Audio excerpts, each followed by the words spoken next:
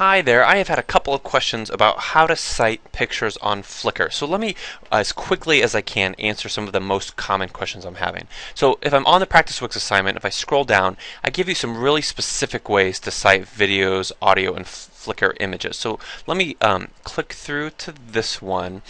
Now, before I go there, notice this. I've got the author of the photo here, and I've got the title of the photo. So that's the two pieces of info I have to find somewhere on Flickr. So if I'm on this photo here, the title is the easiest one. The title is always over here on the left when you see it on this kind of black screen background. This photo is called Clay Shirky at Rencontre RSLN, which I can see over here in my citation. Here's the title of the photo. Great, same as that. That's where I got it. Now, the author of this photo, the person who made it, it's a little more complicated. What I went with here, I said the author of the photo was Les Rencontres RSLN, and I got that from here, Les Rencontres RSLN. So over on the right side is always where you're going to find the info about the author. The thing is, sometimes you have some options there. Literally, I'm going to be okay with any of those options. Let me show you how it works. This case, I could go with that, the one I went with. Underneath, there's usually kind of a shortened version of the person's username or their name, whatever. So it would also be legally okay to cite this as being by RSLN. That in this case I didn't, just because I wondered if that wasn't specific enough, but either one would literally be okay. So I've got my two options here. Here's the question though. Sometimes say you've got this picture. Okay, I know the title of it is Boredom. It's down here on the left, as it always is. This guy, I've got two kind of weird options. The first one, do I really want to say the author of this is Chris 404 Baker 223 K hits? Well, I could. If you did that in your citation, it would technically be correct. You would be okay.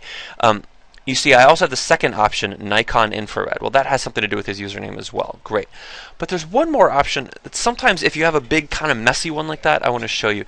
Notice if I hover over his name, down low in the bottom left of my browser, I see it's telling me where I'm going to go if I click through to this. And it says flickr.com/photos/Uncle Chris. And what that Uncle Chris part is, that's actually his literal username, this Chris 404 Nikon infrared guy. When he logs in, his username is Uncle Chris with a K.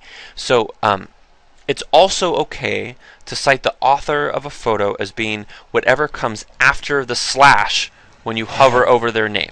So back on my Clay Shirky one, if I hover over like Rencontre, you see the after the slash is this big weirdo 5906. It's this big messy thing. So I wouldn't want to choose this in this case, right? It's easier to go with one of the two that I can see there, and usually you will go with one of the two that's there. But sometimes you're like, I don't know. It's also okay to just say this is a photo by Uncle Chris. It's called Boredom. That gives you enough to be able to cite. So as you go around in Flickr, you'll see a lot of these options. You'll see like, okay, well this one is definitely called yellowwall.culver-city/California 2004. That's the title, that whole thing. Commas, periods, and all, exactly the way they put it.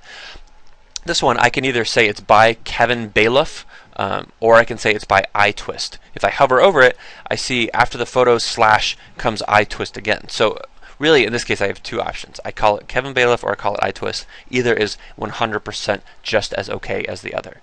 Make sense? Okay, see you later. Bye.